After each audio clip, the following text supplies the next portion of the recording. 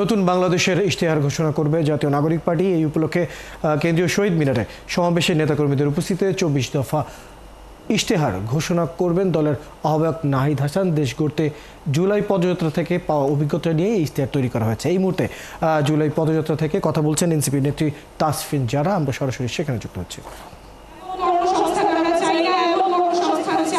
যেখানে নাগরিকের মর্যাদা থাকবে এবং ভালো করে বাঁচার সুযোগ দিবে। আমরা কর কাঠামো ন্যায্যভাবে ঢেলে সাজাবো যাতে করে ধনী গরিবের বৈষম্য দূর হয়। আমরা এমন রাজনীতি করব যাতে করে বাংলাদেশের প্রত্যেকটা নাগরিক রাজনীতিতে সক্রিয় অংশগ্রহণ করতে পারে, প্রত্যেকটা তরুণ রাজনীতিতে সক্রিয় অংশগ্রহণ করতে পারে। আমরা দেশ করতে জুলাই পদযাত্রায় আমরা প্রত্যেকটা জেলায় দেখে এসেছি তরুণেরা কতখানি উচ্ছ্বাস, কতখানি উদ্দীপনা নিয়ে আমাদের সাথে যোগ দিয়েছেন। তারা ভাবছেন দেশের কথা, তারা স্বপ্ন দেখছেন দেশ পরিবর্তন হবে, তারা দেশটা পরিবর্তন করবে।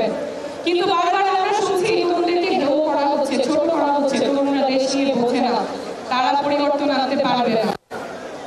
কিন্তু ঠাকুরগাঁয়ের লামিন যে স্বপ্ন নিয়ে রাস্তায় নেমেছিল, সিরাজগঞ্জের জুবাই যে স্বপ্ন নিয়ে রাস্তায় নেমেছিল, এখন যে প্রজন্মগত রূপান্তর ঘটে গেছে, যে রাজনৈতিক সচেতনতা তৈরি হয়েছে, সেটা আমাদের লালন করতেই হবে। আমাদের তরুণ প্রজন্মকে আর আশাহত করা যাবে না, তাদের স্বপ্ন ভঙ্গ করা যাবে না, তাহলে জাতি আবার সংকটের মুখে পড়বে। তরুণদের স্বপ্ন লালন করতেই হবে এবং তরুণদের বাংলাদেশ নতুন বাংলাদেশ হবে। আমরা এমন রাজনীতি করব যাতে করে নারীরা সক্রিয় অংশগ্রহণ করতে পারে।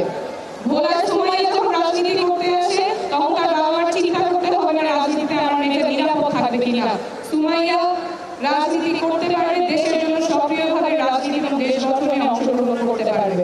আমরা এমন রাজনীতি করব যেখানে আমাদের প্রবাসী ভাইয়েরা যারা দেশ গঠনে ভূমিকা রাখতে চান, যারা নির্বাচনে ভোট দিতে চান, তাদের সেই ব্যবস্থা আমরা নিশ্চিত করব। আমরা এমন রাজনীতি করব যেখানে সকল